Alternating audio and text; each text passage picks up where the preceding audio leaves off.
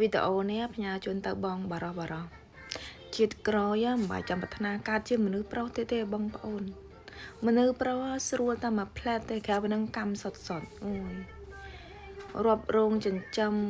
មានកូនមើលចិញ្ចឹមកូនចិញ្ចឹមប្រពន្ធអូយមិនស្រួលទេណាការហើយ1ឆ្នាំ2ឆ្នាំអត់មានកូនគេថាយើងអត់កើតទៀតឃើញអត់គេថាយើងមកពីប្តីហើយមិនកើតណែគេអត់បន្ទោខាងស្រីទេគេបន្ទោខាងប្រុសមិនខាងប្រុសអត់កើតនិយាយរួមយើងខំរស់ស៊ីចិញ្ចឹមកូនផងចិញ្ចឹមប្រពន្ធផងដល់តែមេដល់តែពេលយើងមានស្រីទិញទួចបែកបាក់គ្នាលែងលះគ្នាយើងអត់មានសល់អ្វីគ្រប់យ៉ាងសល់តាមកចកោមទៅជួបដូនតាវិញតែប៉ុណ្្នឹងមកបើខ្ញុំនិយាយនេះខ្ញុំអត់កាន់ជើងមនុស្សប្រុសឯងខ្ញុំនិយាយទៅខ្ញុំមើលឃើញមនុស្សប្រុសគាត់លំបាកណាពេលដែលយើងអត់មានសមត្ថភាពរស់ស៊ីចិញ្ចឹមគេដៀលចរិតយើងទៀតហើយយើងផឹកស៊ីបន្តិចបន្តួចហ្នឹងគេជេរគេថាគេស្ដីបន្ទោសទេអូយនិយាយរួមកើតជាមនុស្សប្រុសអត់ស្រួលទេបងប្អូនអញ្ចឹងជាតិប្រាថ្នាខំធ្វើបន់ទៅកើតមកជាក្រោយខ្លាចជាមនុស្សស្រីម្ដងទៅកុំកើតជាមនុស្សប្រុសហត់ណាស់អត់កុំគិតថាមនុស្សប្រុសនឹងអូកើតមកជាមនុស្សប្រុសអីស្រួលអត់ទេសំពាធច្រើនណាស់បងប្អូនខ្ញុំនិយាយនេះមិនកាន់ជើងបារោះទេនិយាយទៅនឹងគឺមើលឃើញបែបហ្នឹងតើបងប្អូនយល់ឃើញយ៉ាងម៉េចដែរនិយាយទៅសង្គមបច្ចុប្បន្ននេះបើថាស្អប់បុគ្គលណាម្នាក់ហ្នឹងបើអ្នកណាគេជន់ហ្នឹងជន់តាមគេហើយបើគេស្អប់ហ្នឹងស្អប់តាមគេទៅអូយនិយាយទៅយូរទៅខ្ញុំអត់សូវយល់ទេនេះ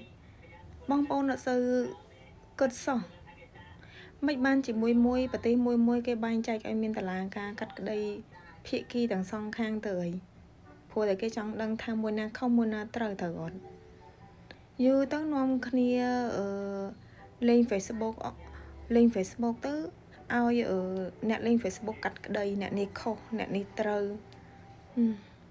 ខ្ញុំអត់សូវយល់ទេបងប្អូនមុននឹងជន់បុគ្គលណាម្នាក់ស្អប់បុគ្គលណាម្នាក់បងប្អូនមើលគេដែរ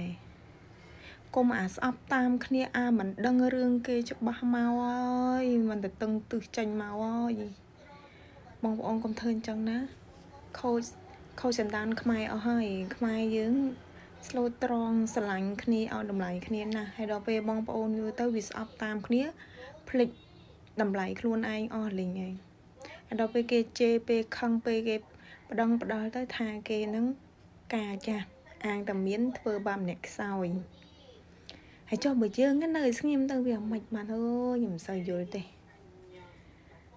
ខ្ញុំមិនសូវយល់ហ្មងសង្គមឥឡូវគឺអញ្ចឹងតែហ្មងស្អប់តាមគ្នាអាគេស្អប់នឹងស្អប់តាមហីអាគេជន់នឹងជន់តាមគេដែរនិយាយពីថាតនេអញ្ចឹងมันសេដ្ឋកិច្ចវាធ្លាក់